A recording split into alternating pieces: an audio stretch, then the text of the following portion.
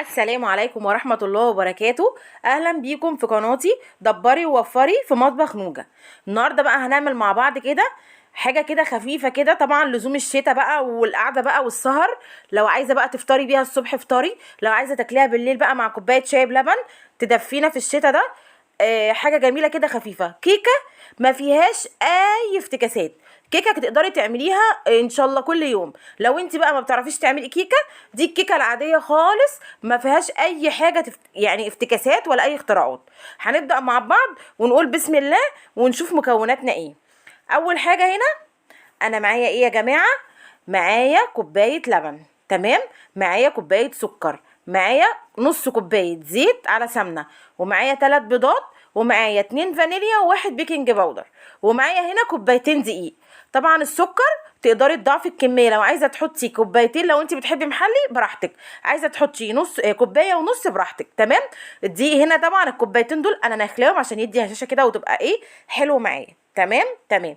اول حاجه انا بعملها في الكيك عشان ما تنسيش، جيبي كوبايتين الدقيق بتاعتك وانزلي عليهم بباكو البيكنج باودر بتاعك، تمام، وقلبيهم واركنيهم لغايه اما تخلصي بقيه الخطوات، تمام كده، تمام. طبعا احنا هنعمل مع بعض ان شاء الله كده كذا كيكه، كيكه البرتقال، كيكه الشوكولاته، هنعمل مع بعض كذا حاجه، تمام. بعد كده هجيب بقى الخلاط بتاعي، هنزل فيه بكوبايه اللبن اللي معايا، وبعدين هنزل فيه بكوبايه السكر اللي تقدري تحطي كوبايه ونص او كوبايتين، ده حسب اختياري حسب راحتك. بعدين هنزل فيه بنص كوبايه سمنه على الزيت بتاعتي، تمام. وبعدين هنزل عليه بقى بعد ما اعمل الخطوه دي هنزل بالثلاث بيضات بتوعي، تمام. طبعا الثلاث بيضات يبقى احط بقى على طول معاهم باكوين الفانيليا زي ما احنا شايفين كده. امشي بالخطوات دي خطوه خطوه، الكيكه دي هتعتمديها هتعمليها على طول سهله وما فيهاش اي حاجه اختراع، تمام. هنزل بباكون الفانيليا بتوعي زي ما احنا شايفين، وبعدين يا جماعه هنزل بمعلقه خل، تمام. هنزل بمعلقه خل هتخليها هشه وهتخليها حلوه، تمام. يبقى احنا حطينا كوبايه لبن، كوبايه سكر، نص كوبايه زيت على سمنه، معلقه الخل، 3 بيضات، باكو فانيليا. هضربهم بقى في الخلاط وارجع اوريهم لكم. بصوا بعد ما ضربتهم، بعد ما ضربت كده الخليط كويس جدا جدا عشان السكر يدوب، هجيب بقى الدقيق بتاعي والبيكنج باودر وهنزل عليه بالخليط اللي انا عملته معاكم في الخلاط، تمام. هبتدي بقى ان انا اقلبهم كويس جدا عشان الدقيق ما يكلكعش معايا ولا يبقى في اي كلكعه. بصوا قلبيهم كويس خالص لغايه لما الدقيق كله يختفي وكل المكونات تخش في بعضها، تمام. بصوا بعد ما قلبتها، بصوا مفيش اي حاجه ولا اي كلكعه ولا اي دقيق. بصوا اعملي حاجتك بتأني كده وبالراحه عشان خاطر تطلع معاكي مظبوطه. طبعا بقى الصينيه بتاعتك على حسب ما انت بتستخدمي صينيه بقى تبطنيها بالسمنه كويس وتبطنيها بالدقيق زي ما احنا شايفين، وتنزلي بقى في الخليط بتاعك في الصينيه كله واحده واحده كده وبالراحه. طبعا في الحاله دي انا كنت بسخن الفرن كويس جدا جدا، لازم الفرن تكوني مسخناه من قبلها.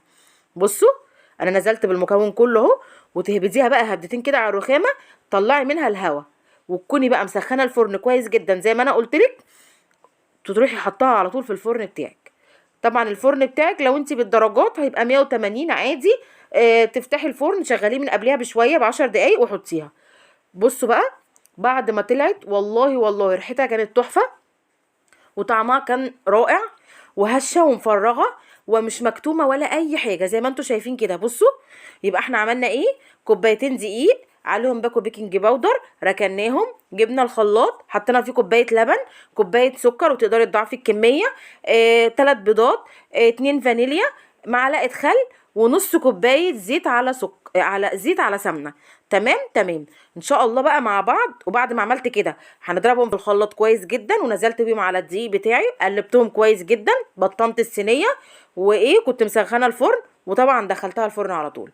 ان شاء الله مع بعض هعمل معاكم كذا نوع كيكه، بس انا حبيت ابتدي لكم بكيك يكون سهل عليكم وتقدروا ان انتوا تعملوه ومكوناته تبقى متوفره عندكم في البيت، علشان زي ما انا قلت لكم احنا مش عايزين نقف على اي حاجه خالص، عشان نبقى عارفين نعمل كل حاجه وخطوه خطوه ومع بعض، وان شاء الله كل حاجه هنقدر نعملها ان شاء الله. يا رب كده تكون وصفتي خفيفه على قلبكم وعجبتكم. ولو وصلتوا معايا لغايه هنا ما تبخلوش عليا باللايك والاشتراك في قناتي دبري ووفري في مطبخ نوجة، وربنا يحسن ما بين ايديكم.